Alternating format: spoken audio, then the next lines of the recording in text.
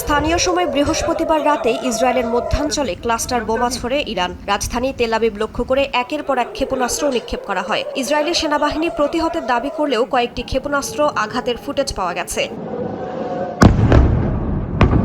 উপসাগরীয় দেশগুলোতে নতুন করে বড় ধরনের হামলা চালিয়েছে ইরান। বাহরাইনের রাজধানী মানামায় দুটি হোটেল ও একটি আবাসিক ভবন লক্ষ্য করে হামলা হয়েছে। তেলের গুরুত্বপূর্ণ স্থাপনায়ও হামলা চালানো হয়। কাতার ও সংযুক্ত আরব আমিরাতেও হামলার খবর পাওয়া গেছে, তবে অধিকাংশ হামলা প্রতিহতের দাবি করা হয়েছে। সৌদি আরবের প্রতিরক্ষা মন্ত্রণালয় জানিয়েছে, প্রিন্স সুলতান বিমান ঘাঁটি লক্ষ্য করে ছোড়া 3টি ব্যালিস্টিক ক্ষেপণাস্ত্র তারা ধ্বংস করেছে। কুয়েত সেনাবাহিনীর দাবি তাদের লক্ষ্য করে ড্রোন ও ক্ষেপণাস্ত্র ছোড়া হয়েছে। ইরানকে সমর্থন জানিয়ে মার্কিন ঘাঁটিগুলোতে ক্ষেপণাস্ত্র ও ড্রোন হামলার দাবি করেছে ইরাকি সশস্ত্র গোষ্ঠী।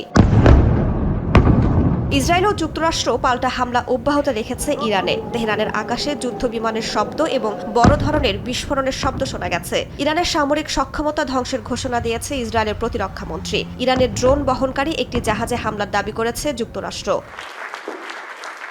সংঘাতের মধ্যেই মার্কিন প্রেসিডেন্ট ডোনাল্ড ট্রাম্প বলেছেন, ইরানের পরবর্তী নেতা নির্বাচনে তাকে যুক্ত রাখতে হবে। সতর্ক করে ট্রাম্প বলেন, কোনো নতুন নেতা আগের নীতি অনুসরণ করলে যুক্তরাষ্ট্রের সঙ্গে সংঘাতের ঝুঁকি থাকবে।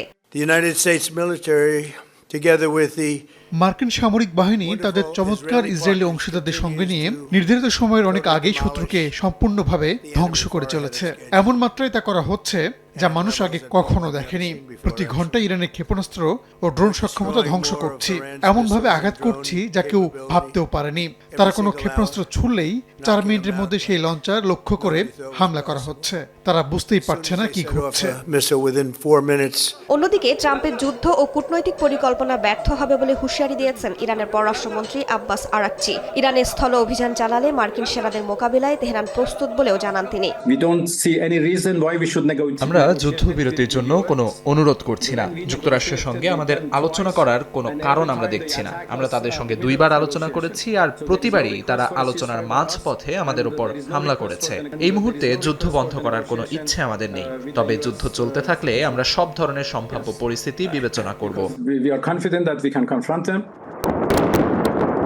এদিকে লেবাননের দক্ষিণাঞ্চলেও ব্যাপক হামলা চালিয়েছে ইসরায়েল। গাজার মতো ধ্বংসস্তূপে পরিণত করার হুমকি দিয়েছেন ইসরায়েলের অর্থমন্ত্রী বেজলাল স্টর্মিটজ। রাইসা জান্নাত, সময় সংবাদ।